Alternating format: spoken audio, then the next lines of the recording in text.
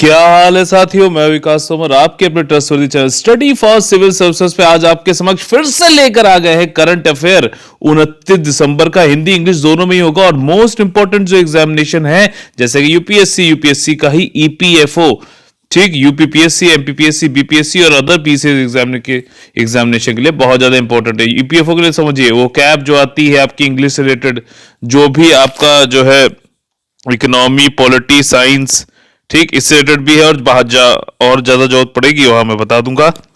बाकी लोग जो मैं इंटरलिंकिंग तरीका ये सब बताता हूं उसको जरूर फॉलो करिए। कोई भी एग्जाम हो आपका, अगर आपने ये मूल मंत्र सीख लिया तो आपका जो है एग्जाम में जरूर अच्छे नंबर आएंगे। ये याद रखिएगा। रोज सुबह 6 बजे ये आता ही आता है। आप लोग जरूर इस पे जो है जरूर देखा करिए, ठीक। और देखिए हम लोग का मोडस ऑपरेंडी क्या रहने वाला है, रजिस्टर रखना है या फिर नोटबुक जिसमें मैं जो भी क्वेश्चंस पूछता हूं, जो भी एक्स्ट्रा इन्फॉर्मेशन देखता हूं वो सब कुछ नोट करके रखिए ताकि आखिरी समय पे आपके लिए एक हैंडबुक हो जिससे आप आसानी से कम समय में रिवाइज कर सकें, ठीक। इसके अलावा जो है मैप बुक रखनी है, इंडिया की ऑक्सफोर्ड और वर्ल्ड की आपको Orient black swan, observation based आपको जो है अपनी वो बनानी चाहिए पढ़ने की स्ट्रेटजी, और साथ ही साथ सिलेबस आपको कंठस्थ तरीके से याद होना चाहिए। यूपीएससी का मेंस वाला सिलेबस जो है वर्ड टू वर्ड याद होना चाहिए, ठीक। और इसके अलावा जो है एक आगे बढ़ने से पहले जेंटल रिमाइंडर है कि यूपीएससी का 2021 का और ईपीएफओ का 2020 का जो है आपका पेड ग्रुप चल रहा है। इसमें test series, study material, personal guidance, आपका जो है सारे डाउट डिस्ट्रक्शन सब कुछ जो है आप लोग को मिलता है। और अगर आप लोग को ज्वाइन करना है तो 8564880530 9696066089 पे कॉल कर सकते हैं। साथ ही साथ ये आपको बता दें कि इसमें जो है आपका फीस जो है वो आपकी है इसमें 5,000 रुपए, इसमें जीएसटी इंक्लूडेड है और यहाँ पे सिर्फ और सिर्फ 13,000, जो कि मार्केट से और अगर आप लोग को जो फैसिलिटी दी जा रही है उसके साथ देखा है तो बहुत ही कम है, ठीक। तो देखिए अब यहाँ आज के जो टॉपिक है मेन वो क्या है, वो है आपके यूएस की पॉलिसी तिब्बत में, बहुत ज्यादा इंपॉर्टेंट है। कोविड जो है 90 अंटार्कटिका में पहुंच गया है तो उससे रिलेटेड है। किसान रेल की बात होगी, इसमें मैप बेस्ड हम लोग ये क्वेश्चन करेंगे, बहुत अच्छा। इंडिया की फर्स्ट ड्राइवरलेस मेट्रो चलेगी, क्या इसका कितना यूज है, कहां से कहां चलेगी, इसको देखेंगे। इसके बाद फाउंडेशन स्टोन हाईवे प्रोजेक्ट का डाला गया आसाम में, और फास्ट टैग, इससे ये क्या स्कीम है और इसके पीछे की साइंस क्या है इसके बारे में समझेंगे। और आगे बढ़ने से पहले फिर से आपको बताया तो हमारा एक ही नारा है, जो आंसर्स का कमेंट देगा वो सिलेक्शन लेगा। ये वाली जो है इसको मैं इतना वायरल करना चाहता हूँ, ये वाली आदत आंसर्स देने की, खुद का दिमाग अप्लाई करने की, कि मतलब जो है कोविड के बराबर लाना चाहता हूँ। मेरा ये एम है मेरी जिंदगी में, ठीक है। तो आज का जो हम लोग का टारगेट रहता है वो है 150 लाइक्स का। कल आप लोगों ने बहुत अच्छा रिस्पॉन्स दिया, 130 के करीब हो चुके हैं। आज जो है क्या है आप लोग का एक एम, देखते यार 1,500 लोग हैं करीबन, तो 150 10% तो बन सकते हैं ना। चलिए पहला टॉपिक क्या है, जीएस पेपर 2 में आपका यूएस की न्यू पॉलिसी क्या है तिब्बत पर, ठीक। अब ये जो पॉलिसी न्यू है लेकिन ये 2002 पे जो पहले से बनी हुई है उसी को कर दिया गया है। अब यहाँ पे जो यूएस का सेनेट है, पहले इस पॉलिसी का नाम समझ लीजिए, इस एक्ट का नाम क्या है, Tibetan policy and support act 2020, ये पूरा नाम है। ये पहले पास हो चुका था आपका हाउस ऑफ रिप्रेजेंटेटिव से, अब यूनाइटेड स्टेट्स के सेनेट से पास हो गया है, ठीक। आपका सब एक चीज समझिएगा, कई सारे देशों में जो पार्लियामेंट है उसके नाम अलग अलग हैं। यूएस में क्या है, कांग्रेस नाम से है, ठीक। हमारे यहाँ क्या नाम है, संसद है। उसके अंतर्गत जो है लोअर हाउस क्या है, लोकसभा, अपर हाउस क्या है, राज्यसभा, ये सब जानते हैं। इनके यहाँ क्या है, लोअर हाउस क्या है, हाउस ऑफ रिप्रेजेंटेटिव्स, ठीक। और जो अपर हाउस है उसका क्या नाम है, सेनेट। इसी तरीके से कुछ नाम बता दे रहा हूं आप लोग को। इजराइल का जो पार्लियामेंट है, ठीक, जैसे संसद है उसका क्या नाम है, नेसेट। रशिया का क्या है, ड्यूमा, याद रखिएगा, ठीक। सबसे पहले वाला जो था ऐसा पार्लियामेंट वो कहां पे था, आइसलैंड में था, 1930 में बन गया था समझ लीजिए, और इसका नाम था एलथिंग, एलथिंग, ठीक। चाइना का समझ लेते हैं, नेशनल पीपुल्स असेंबली, ठीक है। चाइना मेडागास्कर का सेम है। इसी तरीके से कुछ कुछ है, आप लोग भी जो है इसका ब्रिक्स कंट्री का जो है ढूंढ लीजिएगा, पाकिस्तान का मत देखना, कोई जरूरत नहीं, ठीक। इसके बाद क्या है, ये बस यही है, 2002 का था उसी का हो गया है। अब सिंपल फैक्ट समझ लेते हैं। इसमें वही है कि तिब्बतन उनको जो है एड्रेस, उनके हर पहलू को एड्रेस करना है तिब्बतन पीपल के लिए। चाइना को एक तरीके से छेड़ने वाली चीज़ें हैं, अभी मैप के साथ समझेंगे कि चाइना को कैसे घेरा आ सकता है। ये मेरी अपनी स्ट्रेटजी है, जो कि IDSA, अगर आप पूरा ये संस्था के बारे में पढ़ते होंगे तो ये लोग जरूर इस पर विचार कर रहे होंगे। मेरी उनसे कोई बात नहीं हुई है, बट ये करना चाहिए, ठीक। और फंडामेंटल राइट, एनवायरमेंटल राइट और ह्यूमन राइट और रिलीजियस फ्रीडम, ये सब कुछ जो है, जो तिब्बतियन डेमोक्रेसी इन एग्जाइल है, उसके होने चाहिए। अच्छा, तिब्बत की जो पार्लियामेंट है, ठीक, इन एग्जाइल, अब क्योंकि उनको जो है वहां से चाइना ने तो भगा दिया। क्यों भगाया उसका भी मैं ज्योग्राफिकल रीजन बताऊंगा। तो वो अभी कहाँ पे है? धर्मशाला में है, इंडिया में। और इसीलिए जो है 1962 वाला वॉर भी समझ लो इसीलिए हुआ था, ठीक। चाइना, क्योंकि इंडिया में नेहरू जी ने तिब्बतियन जो रिफ्यूजीज थे और दलाई लामा इन सबको जगह दे दी थी, पनाह दे दी थी अपने यहाँ। तो तिब्बतियन गवर्नमेंट इन एग्जाइल, या इस तरीके से इनका पार्लियामेंट धर्मशाला, इंडिया, हिमाचल प्रदेश में। यूनाइटेड स्टेट यहाँ कॉन्सुलेट बनाना चाहता है, कॉन्सुलेट असेंबली, ठीक है, जैसा एम्बेसी सॉरी होता है, कॉन्सुलेट होता है वही दूतावास टाइप से, इसका क्या होगा, दूतावास हुआ, ठीक। इसके बाद ये एक्ट, ये दलाई लामा को जो है उनको सराहना करता है डेमोक्रेटिक गवर्नेंस बनाने के लिए, और सक्सेसफुली साल गवर्नेंस पे की, मतलब ये लोग तिब्बतियन इसको मानते हैं, अच्छी बात है, इसकी भी सराहना की जाती है। फंडिंग करेंगे कि जो तिब्बतियंस हैं, चाहे वो तिब्बत में रह रहे हैं या उसके बाहर, ठीक। और प्रोटेक्ट करेंगे एनवायरनमेंट एंड वाटर रिसोर्स। ये क्यों लिखा गया है? यही रीजन है, अभी मैप में समझाऊंगा, कि चाइना ने इसके ऊपर कंट्रोल किया तिब्बत के ऊपर। ये भी मैप के साथ बताया जाएगा, ज्योग्राफिकल पॉइंट है इसमें। और एक्नॉलेज करता है अपना central Tibetan administration as a legitimate institution. जो सेंट्रल तिब्बतन एडमिनिस्ट्रेशन है वो उसको ये जो है लेजिटिमेट मानते हैं इंस्टीट्यूशन, कौन? US वाले। और ये रिफ्लेक्ट करता है एस्पिरेशन तिब्बतियन डायस्पोरा का ऑल अराउंड द वर्ल्ड को, ठीक। एक तरीके से मतलब ये है कि चाइना के अगेंस्ट में जो लोग तिब्बतियन खड़े हुए हैं और अभी भी तिब्बत को एक अलग राष्ट्र बनाने की बात कर रहे हैं, उनको USA अपना सपोर्ट दे रहा है डायरेक्टली इनडायरेक्टली। तो एक तरीके छेड़ रहा है किसे? चाइना को, ठीक। तो चाइना सिटीजन और अमेरिकन सिटीजन और कंपनियों को ये बोलता है तिब्बत में जाओ, कंपनी जिन लोगों ने लगा रखी है वो वहाँ पे कॉर्पोरेट सोशल रिस्पॉन्सिबिलिटी रखें, जो इंडिया में भी है। इंडिया में क्या है? कंपनीज एक्ट 2013 के अंतर्गत इसको मैंडेटरी कर दिया गया है, CSR को। ये मेंस वाले जो सुन लीजिए, ठीक। 2% जो है लास्ट के 3 साल का जो नेटवर्थ और प्रॉफिट वाली चीजें हैं उनके, इनका होता है, उनको 2% आपको देना चाहिए, ठीक। इसी में जो है कौन सा एक वो है, एक स्कीम है adopt a heritage, adopt a heritage है ना, वो वाली, ठीक। यूनाइटेड नेशन, यही सब चीज़ें इसमें बताइए। चाइना क्या बोलता? चाइना तो बोलेगा ये सब गड़बड़ कर रहा है ये, और ये चाइना के इंटरनल मैटर्स में जाके आंतरिक मामलों में आप घुस रहे हो, और ये जो अंतर्राष्ट्रीय संबंध जो है उनके बुनियादी मानदंडों की जो है आप उसकी अवहेलना कर रहे हो, ये सब बकवास है। और अभी जब पास किया गया तो फिर से बोला कि रिजोल्यूटली अपोज करते हैं इस तरीके के बिल्स को, और ये मतलब चाइना के खिलाफ जो है भड़काया जा रहा है। और ये सब तिब्बत, ताइवान और हांगकांग को जो है बढ़ावा देके ये फॉरेन इंटरफेरेंस हो रहा है चाइना में, बहुत बड़ा गड़बड़ है, ठीक। अब देखिए ये है चाइना का मैप, और समझना मेरी बात। मेरा अगर मुझसे कोई पूछे चाइना को कैसे आ रहा है तो मैं क्या बोलूँगा? देखो, चाइना का जो कुछ एरिया है, जैसे जिंगजियांग प्रोविंस है, ठीक, इसके बॉर्डर से चाइना जो है चाइना को इसको घेरा जा सकता है। ये जिंगजियांग प्रोविंस जो है यहाँ पे मुस्लिम्स का है, और चाइना यहाँ पे काफ़ी दिक्कत भी करता है। यही रहा तिब्बत, आप इसको जान ही रहे हो, ठीक। इसके बाद वियतनाम, इनसे भी नहीं बन रही है, हांगकांग से नहीं बन रही है, ताइवान से नहीं बन रही चाइना की। ये साउथ चाइना सी है, यहाँ पे भी इसको जो है लोग, वियतनाम जो है स्प्राथले आइलैंड और परासल आइलैंड, और फिलीपीन जो है स्काराबोग आइलैंड से जो है इसको कंटेस्ट कर रहा है, ठीक। ये वाला जो एरिया देख रहे हो मंचूरियन, ये भी चाइना ने रशिया से छीन लिया है। मंगोलिया भी, अब ये तो ग्रेट वॉल बनी हुई है, लेकिन फिर भी मंगोलिया भी इसको लाइक नहीं करता है। यहाँ पे साउथ कोरिया, नॉर्थ कोरिया को तो चाइना सपोर्ट करता है, साउथ कोरिया भी नहीं करता है, जापान भी यहाँ बैठा हुआ है। तो आप एक चीज़, ये पैटर्न देख रहे हो, ये पूरा पैटर्न देख रहे हो ये, और इंडिया तो है ही है अपना भाई, मतलब, ठीक। तो ये इसको ऐसे घेरा जा सकता है, और इसीलिए क्या कर रहा है China? Belt and road initiative, समझ रहे हो? हर चीजों में वाई जोड़ लो, चीजें बहुत आसान और मीनिंगफुल हो जाएंगी, ठीक। वाई फैक्टर, इंटरलिंकिंग, और जो है बैकग्राउंड, और दोनों जोड़ के पढ़ना, ये कर लोगे तो कुछ भी दिक्कत नहीं है, ठीक।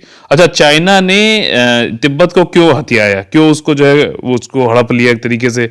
तिब्बत तो एक अलग पीसफुल कंट्री था। ये तीसरा पोल माना जाता है। अर्थ के दो पोल है आपके, नॉर्थ और साउथ।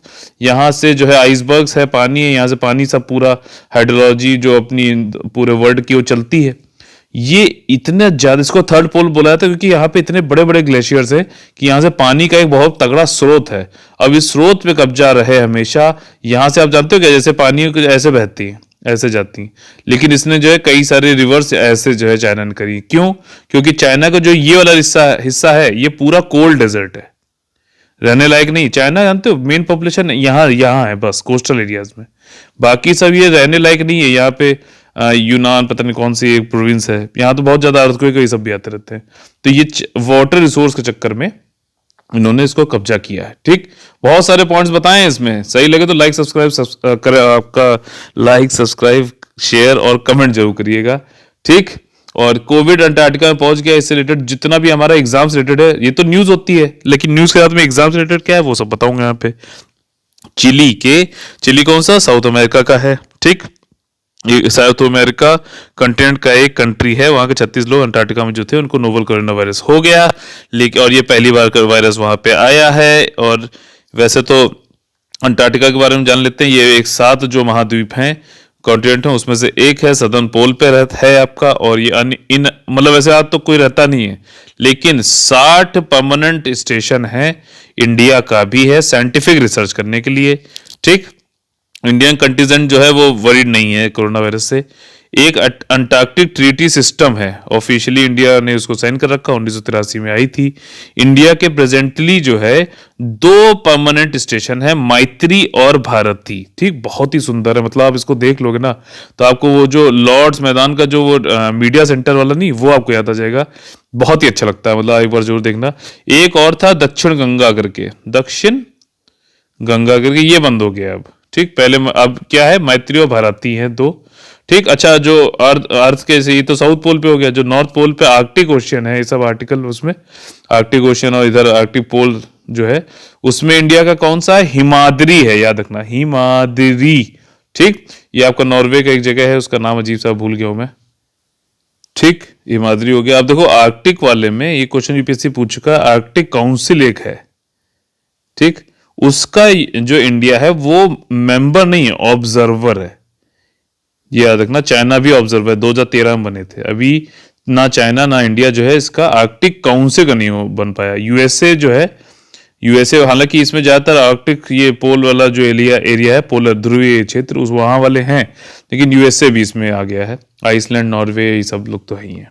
ठीक, गोवा में एक जगह है, वनडे एग्जाम वाले याद देखिए कि national centre for polar and ocean research, ये जो है नोडल एजेंसी है, जो भी अंटार्कटिका आर्कटिक में जो भी एक्सपेडिशन जो भी ये सब होते हैं अभियानों के, तो उनके जो है यहाँ पे इससे रिलेटेड कोरिलेट सब कुछ किया जाता है। सारा डेटा वेटा यहाँ पे कोऑर्डिनेट किया जाता है। ठीक, इंडिया के स्टेशन जो है 3000 किलोमीटर अपार्ट है। अभी बताता हूँ कहाँ पर है। दक्षिण गंगोत्री था, सॉरी दक्षिण गंगा नहीं था, वो तो सदन की एक रिवर है, उसका नाम बताइए। कावेरी है कि गोदावरी है कि कृष्णा है। ठीक, तो इसमें जो है पहला सेटलमेंट था, अब ये नहीं है। अभी यूज में मैत्री है ऑलरेडी, और इश्करमाचर ओसिस के पास में है, ये याद रखिएगा। अजीब सा नाम है, कोई दिक्कत नहीं। मैत्री फ्रेश लेक एक के अराउंड है, और लेक प्रियदर्शनी इसको बोला जाता है, जियो मॉर्फोलॉजिकल के लिए यूज करते हैं। भारती जो है वो आपका लार्समैन हिल के पास में है। ये आपका ये क्या दे रखा है, कोऑर्डिनेट्स दे रखे हैं, अक्षांश और जो है देशांतर। ठीक, 2015 नहीं 13 में चालू किया गया था। न्यूएस्ट रिसर्च सिस्टम है, ओशनोग्राफिक रिसर्च पे इसको लगाया गया है। कॉन्टिनेंटल ब्रेकअप कैसे हो रहा है, एक साल 120 मिलियन ईयर ओल्ड जो एंशिएंट हिस्ट्री इंडियन सब कॉन्टिनेंट की उसकी करेंगे। अब आपको एक तो पहले तो क्वेश्चन है कि A68A ये क्या चीज है, न्यूज में चल रहा है, इसके बारे में बताइए। ये एक्चुअली क्या है कि चलो बता देता हूँ। आइसबर्ग है एक, जो अंटार्कटिका कॉन्टिनेंट से अलग हो गया, और ये किस जो है आइलैंड के पास में पहुंच गया, चलो यही बताओ भाई। ठीक, कुछ तो पूछूंगा ही, चाहे कुछ हो जाए, ये आदत डलवानी पड़ेगी। ठीक, उससे पहले क्या है कि जब पहले अर्थ था, अर्थ पे जो पूरा एक कॉन्टिनेंट था उसका नाम था पैंजिया, सुपर कॉन्टिनेंट इसको बोलते थे। फिर ये दो भागों में बट गया। ऊपर वाला क्या बोला गया, अंगारा लैंड, नीचे वाला गोंडवाना लैंड। इसमें जो है इंडियन सब कॉन्टिनेंट और ये अंटार्कटिका आज का ये सब एक साथ थे। तो वो कैसे अलग हुए, क्या हुए, उसके लिए कौन सी वाली जो है साइंटिफिक रिसर्च कर रही है हमारी, कौन सा ये वाला सेंटर, भारती। ठीक, याद रहेगा। अब यहाँ पे अब ये समझ लो, देखो यहाँ पे ये तो साउथ पोल हो गया अपना, ये आपका मैत्री है, और यहाँ पे कहीं पे आपका कौन सा वो है, भारती है, भारती लार्समैन हिल के पास में। ठीक, समझ में आ गई बात। चलते हैं अपने तीसरे। अब देखो ये वाला कुछ ज्यादा तो मतलब वो नहीं, लेकिन इससे रिलेटेड एक मैपिंग क्वेश्चन है, वो इंपॉर्टेंट है। मोदी जी ने जो है 100th मतलब 100वीं किसान रेल भेजी संगोला महाराष्ट्र से शालीमार वेस्ट बंगाल तक। अब आप लोग के लिए क्वेश्चन ये है कि महाराष्ट्र से वेस्ट बंगाल जाने में मिनिमम मिनिमम कितने स्टेट्स पार करने पड़ेंगे। यूपीएससी ऐसा क्वेश्चन पूछ चुका है मेरे भाई, तो आपको तो तैयारी करनी पड़ेगी ना। अब जब उस हिसाब का कोई क्वेश्चन आया तो करो। अब ये जा रही है ना ये ट्रेन, तो ये कितने मिनिमम स्टेट से जाएगी ये बता दो, उनका नाम बता दो भाई। ठीक, और आपका जो है नरेंद्र सिंह तोमर और पीयूष गोयल भी थे इसको जब रवाना किया गया। इसका काम क्या है, ये फल सब्जी और ये फ्रूट्स और अनलोडिंग वोडिंग हर जगह होगी, फ्रूट्स और सब्जियां ये सब लेके जाएंगी। गवर्नमेंट ऑफ इंडिया की सब्सिडी है इसमें 50वीं। सिंपल सी बात है। पहली कब छोड़ी गई थी, 7 अगस्त 2020 को, वहीं कोविड लॉकडाउन की वजह से जो है हर जगह दिया गया था। अब देवलाली है आपका महाराष्ट्र में। पहली कौन सी थी ट्रेन, याद रखिए, और दानापुर तक गई थी। अच्छा, दानापुर कहाँ, कौन से स्टेट में, बताइए। अरे बीपीएससी वाले तो बता दो भाई। अच्छा चलो, बिहार में है, और बीपीएससी वाले जो है वो ये बता दें कि इसका हिस्टोरिकल सिग्निफिकेंस क्या है, जरूर बता दें उन्होंने, जिन्होंने तैयारी करी होगी। काफी अच्छा रिस्पांस था। अब वीक में 3 बार चलती है। गेम चेंजर बताई गई है। एग्रीकल्चर प्रोड्यूस को इधर से उधर, फ्रूट्स वेजिटेबल ये सब जाया जाता है। सप्लाई चेन जो भी पेरिशेबल कमोडिटीज है उनसे रिलेटेड है। इंडिया की पहली ड्राइवरलेस मेट्रो अब इनॉग्रेट कर दी गई। अब देखिए हम लोग को ये तो दिखाना है इंडिया को कि हम साइंस में बहुत आगे हो गए हैं, और जो भारत में बड़े बड़े देश डेवलप्ड कंट्री कर सकते हैं वो हम भी कर सकते हैं, अच्छी बात है। लेकिन ड्राइवरलेस का अब ये ट्रेन चलेगी। पहले तो लोगों को कितना भरोसा है ये देखने वाली बात है। हालांकि बहुत ज़्यादा टेस्ट हुआ, 2017 चालू हो गया था, लेकिन एक नौकरी खा गए मेरे हिसाब से। तो देखो सीधी सी बात है, एक नौकरी खा गए। ये दिखाना ठीक है, हाई स्पीड रेल वाला चल रहा है, ठीक है, ये सारी चीज़ें हैं, लेकिन आप समझ रहे हो ना कितने 6,000 करोड़ रुपए का लग रहा, पता नहीं, बहुत ही ज़्यादा इसका बजट है, शायद 36,000 है if I am not wrong. तो ये भी चीज़ देखनी चाहिए कि इतनी, अभी नवंबर में ही बोला गया है, अभी आज की रिपोर्ट है कि 60 लाख नौकरियां जो है चली गई। और ये बोल रहे हैं कि जो ज़्यादा साइंटिफिकली यानी स्किल्ड वाली नौकरियां वो ढूंढना, अच्छी दौड़ना तो बहुत ही ज़्यादा मुश्किल हो गया है। तो अब देखिए कंपटीशन टफ हो रहा है, अच्छे से पढ़िए और अपना जो है सिलेक्शन जरूर लेना। जैसे मैं बताता जा रहा हूँ उसको फॉलो करते रहो, डेली करो। Consistency is the key. एक दिन पता चला आपने 24 घंटे में से जो है 16 घंटे पढ़ा और उसके बाद 3 दिन आराम किया, तो इफेक्टिवली आपने 4 घंटे प्रतिदिन पढ़ा। लेकिन मैं कहता हूं अगर आप 4 घंटे भी प्रतिदिन पढ़ते तब भी 16 घंटे होते, लेकिन ये ज्यादा इफेक्टिव था। समझ में आई बात। तो ये मोदी जी ने फर्स्ट एवर चलाई, ये वेजेंटल एंड दिल्ली मेट्रो से रिलेटेड है। केजरीवाल जी भी मौजूद थे जब ये वीडियो कॉन्फ्रेंसिंग हो रही थी। और दिल्ली मेट्रो जो नेशनल कैपिटल जोड़ता है, ये सब ऐसी न्यूज़ है। नोएडा, गुरुग्राम, फरीदाबाद, गाजियाबाद, बहादुरगढ़। और अब देखो लॉ में कुछ चेंज करना पड़ता है, कोई भी चीज़ ऐसे नहीं होती, क्योंकि पहले वाला जो लॉ था उसमें ये अलाउड नहीं था ड्राइवरलेस कार। इसी से अब ये चीज़ है, तो आपको समझ आना चाहिए रूल ऑफ लॉ है। लॉ सबसे बड़ा है, लॉ के है तभी आप कोई काम कर सकती है। अब लॉ बनाने का काम किसका है, आपका पार्लियामेंट का। ठीक, लॉ को इम्प्लीमेंट करने का काम है एग्जीक्यूटिव का। लेकिन जो आपका सब ऑर्डिनेट लेजिस्लेशन होता है, सब ऑर्डिनेट लेजिस्लेशन, वो कौन कर सकता है। जैसे किसी लॉ के अंतर्गत रूल्स बनाना, जैसे रूल्स है ना, ये कौन कर सकता है, ये आपका कर सकता है एग्जीक्यूटिव यानी कि कार्यकारिणी। ये सब ऑर्डिनेट लेजिस्लेशन यूपीएससी पूछ चुका है। मैं ऐसे ही कोई भी चीज आप लोग को नहीं बताऊंगा, ध्यान रखना। ठीक, अब इसके ट्रायल चालू हो गए 2017 से।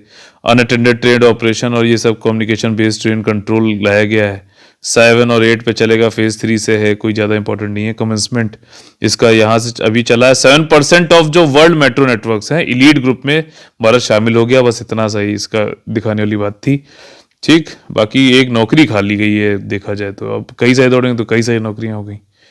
तो ये मैजेंटा लाइन आगे इसको पिंक लाइन जोड़ेंगे, बस सिंपल सी बात है। अब यहाँ पे देखो फाउंडेशन स्टोन, अब आसाम में देखो इलेक्शन है तो वहां पे कई सारे प्रोजेक्ट इस साल चालू किए जाएंगे। उसी की एक झड़ी में आके आपके आए minister of road transport and highway MSME Nitin Gadkari, उन्होंने जाके 27 हाईवे प्रोजेक्ट जाके हाईवे में आसाम में लगा दिए हैं। ठीक, 439 किलोमीटर के हैं, कई सारा पैसा है। और इसमें मल्टी मॉडल लॉजिस्टिक पार्क, पहला तो था जोगी कोफा, वो तो आप लोगों ने देख लिया है, इसकी मैपिंग देख लेना। ठीक, मानस रिवर के पास से जाते हुए होता है।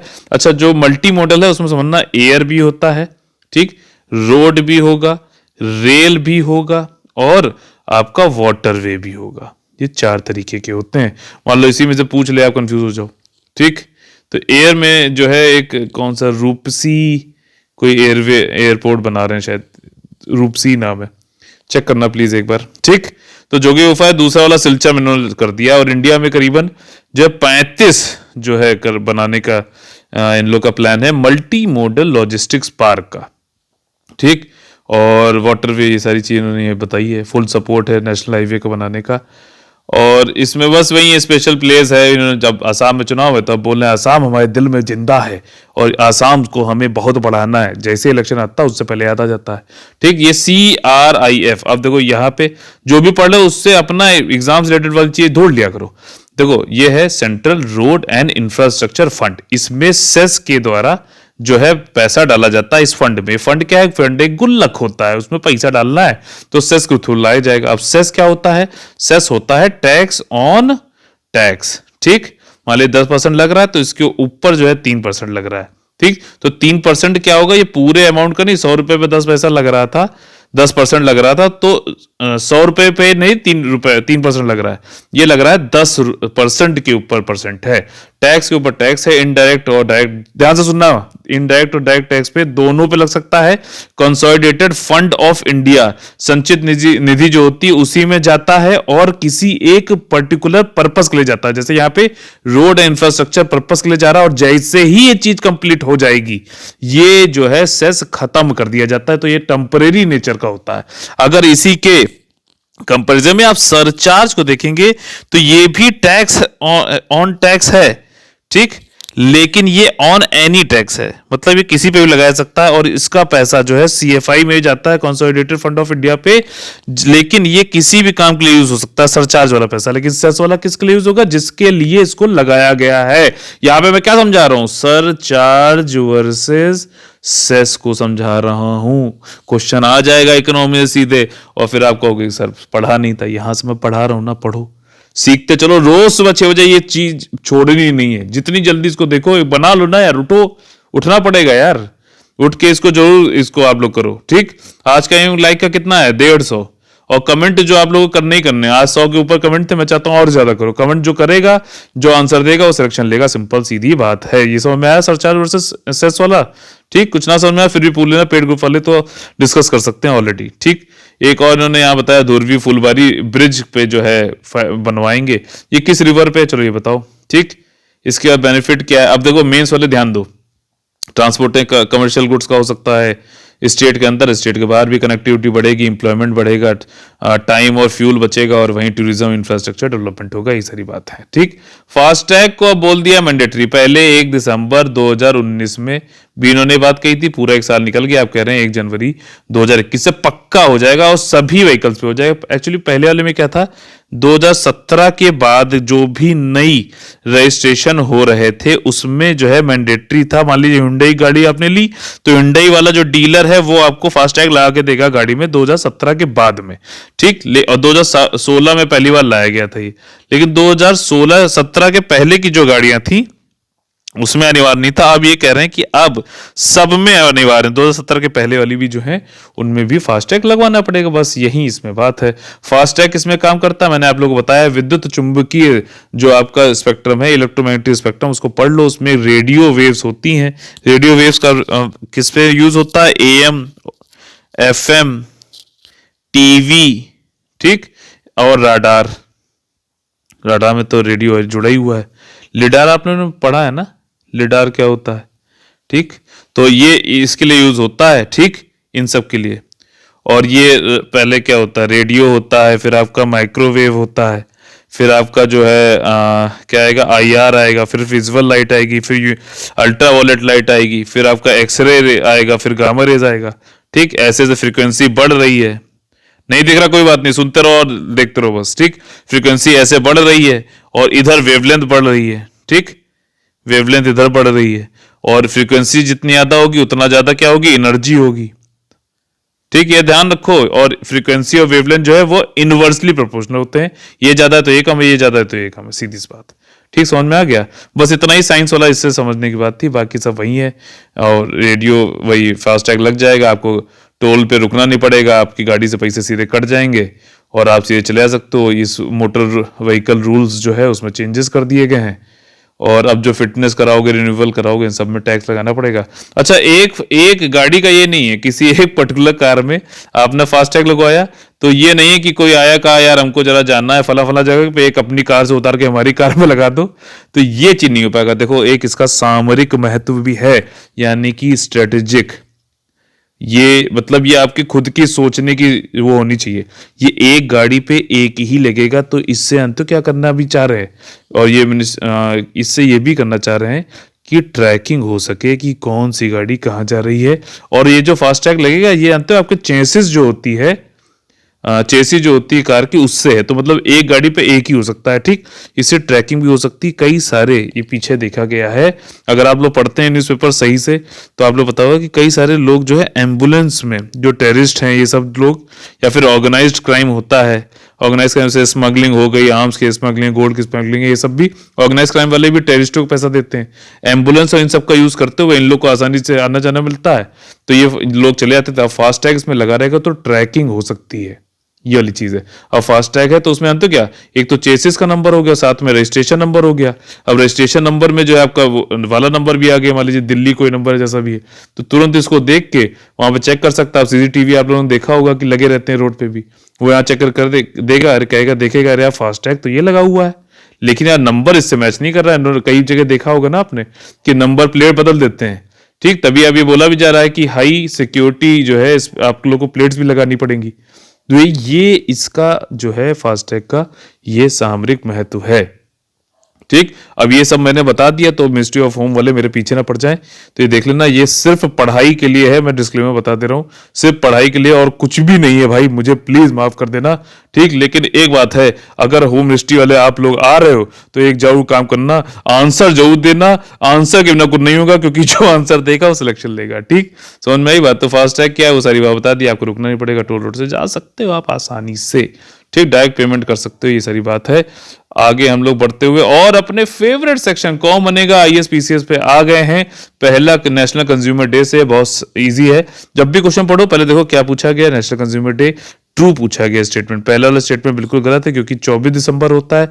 दूसरा वाला जो स्टेटमेंट है उसमें से देखो क्या है कि आपका प्रेसिडेंट ने एसेंट दे दिया था आपका कंज्यूमर प्रोटेक्शन एक्ट को 24 दिसंबर को। अब ये वाले दो कॉन्ट्राडिक्टरी हैं स्टेटमेंट, तो आपको समझना चाहिए कि इनमें दोनों में से कोई एक ही सही है, तो ये सही है क्योंकि 24 दिसंबर है।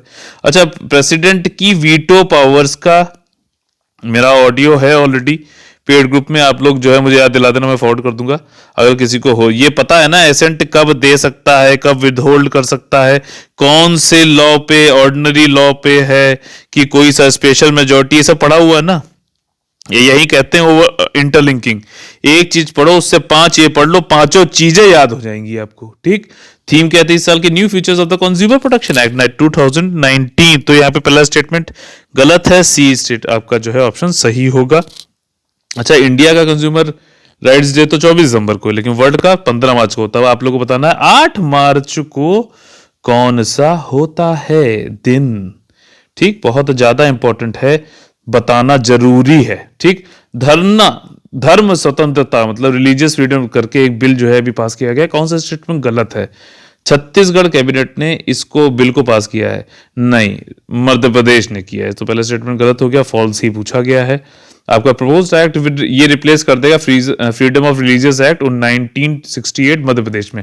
अब देखो मध्य प्रदेश जो जगह है ये अभी यहाँ पे ट्राइबल्स बहुत हैं, और जो पहले क्रिश्चियन मिशनरीज आते थे ब्रिटिशर्स के टाइम पे, इनका एक ही मकसद होता था, मतलब वन ऑफ द मकसद्स होते थे इनके, कि जो ट्राइब्स हैं इनको ये बताओ कि जो है क्रिश्चियंस बना दो, रिलीजियस कन्वर्जन कर दो, और मतलब इनको क्रिश्चियन बना दो। जितनी क्रिश्चियन बनेंगी उतना, अब क्योंकि ये देखा गया है कि भैया रिलीजन के नाम पे लोगों को बेवकूफ बनाना आसान होता है। मैं सबकी बात नहीं कर रहा हूँ, ये चीजें हैं। और अपने यूपीएससी के मेंस में एक आपका शायद जीएस पेपर 1 में एक वो है कि कम्युनलिज्म और ये वाली चीज पूछी गई ना, कम्युनलिज्म क्या होता है बताइए, किसके टाइप्स बताइए। इसी में एक चीज आती है रिलियोजिसिटी, मेंस वाले सुन लो, रिलियोजिसिटी। ठीक, इसको जो है मेंस में पूछा गया था, यूपीएससी ने पूछा भी था।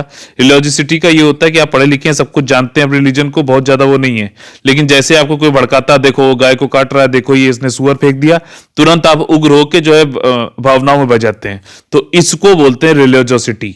ठीक, अब रिलीजन को चेंज ही करा दिएगा कोई तो समझ लो कि अपने हिसाब से कर ले रहा है, क्रिश्चियन बना दिया या फिर कुछ और बना दिया। आज के टाइम पे लव जिहाद वाली बातें चल रही हैं, हिंदू मुस्लिम जो है हिंदू को जो कन्वर्ट कर ले रहा है। हिंदू जो है पहले अपना, आपने सुना होगा जो आर्य समाज वाले था कि हिंदू में कन्वर्ट वाली शुद्धि मूवमेंट हर जगह है। देखो अगर आप सिर्फ एक रिलीजन को पढ़ोगे ना तो दिक्कत है, सारे रिलीजन का देखोगे तो सब में एक काम हो रहा है। आपको अपने विवेक का इस्तेमाल करना है, किसी की भावनाओं में, किसी के बहकावे में अपना ब्रेन वॉश नहीं करवाना है। समझ में आई बात? ठीक, तो ये पहला स्टेटमेंट इसमें गलत है, फॉल्स ही पूछा गया था, इसलिए पहला उल्ला हो जाएगा। मध्य प्रदेश ने कर दिया है।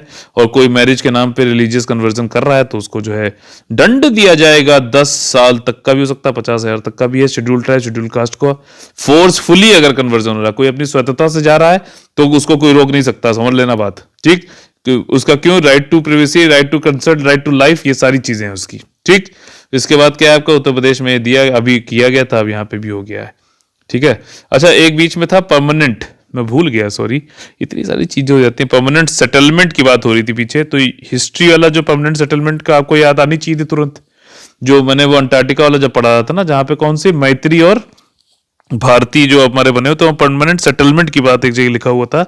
तो हिस्ट्री में आपने देखा है कि जमींदारी सिस्टम बनाया गया और उनसे जो है ब्रिटिशर्स जो है परमानेंट मतलब एक ही वो वसूलते थे, कितना 10/11।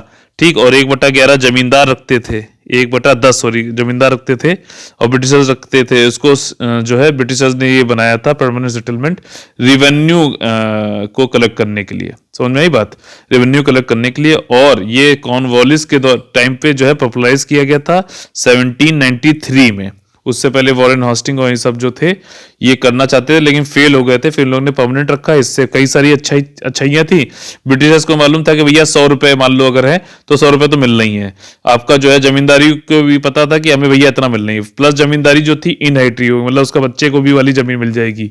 और ब्रिटिशर्स को था अगर ये नहीं दे पाएगा मान लो जमींदार तो उसको हम निकाल के किसी और को रख लेंगे। तो सब लोग इसमें विन विन थे। और जमींदार भी क्या करता था, ये टेनेंट जो होते थे, जो लोग काम करते थे जमीनों पे, उनको पट्टा जो है कर देता था। कई लोग कहते हैं ना क्या पट्टा करा लिए होगा जमीन, तो वाली बात है, पट्टा इन लोगों को जमींदार देता था टेनेंट को, और टेनेंट जो है पट्टे वाली जमीन पे ही काम करते थे और अपना रेवेन्यू जो देते रहते थे, टैक्स वैक्स ये लगान वगान देते थे। तो ये पूरा सिस्टम था। इसके बारे में देखो, ये आपने पढ़ा तो आपके फिंगर टिप्स पे ऐसे पॉइंट्स होने चाहिए, तभी आपका मेंस में प्रीलिम्स में सब में आप जो है अच्छे से कर पाओगे। तो आज यहीं पे हम लोग खत्म करते हैं। आज का लाइक का जो है अपना एम है वो है 150 लाइक का। कमेंट जितने ज्यादा होंगे उतना अच्छा है। 1500 लोग कम से कम देख रहे हैं। मेरा एम है कम से कम जब तक ये जनवरी खत्म हो, नहीं यार उससे पहले 15 जनवरी तक जो है 10,000 लोग को मैं चाहता हूं ये देखें। और इसलिए मेरा मोटिवेशन नहीं है, जितना ज्यादा आप लोग आंसर दोगे, जितना ज्यादा आप इसको इंटरेक्ट बनाओगे, जितना ज्यादा आप क्वेश्चन पूछोगे, उतना बढ़िया दोनों के लिए ही है। म्यूचुअल बेनिफिट होना जरूरी है, ठीक है ना। आप लोग अगर पेड ग्रुप ज्वाइन करना चाहते हैं तो भी बहुत अच्छी बात है। 8564880530 9696066089 पे कॉल कर सकते हैं। और आपका ईपीएफओ और यूपीएससी के जो पेड ग्रुप ओपन है, आप लोग वहां पे नंबर पे कॉल करके ज्वाइन कर सकते हैं। जय हिंद, जय Bharat, all the very best है। पूरी दम लगा दो, जरूर जो है मोटिवेट आप खुद भी रहो और मुझे भी करो।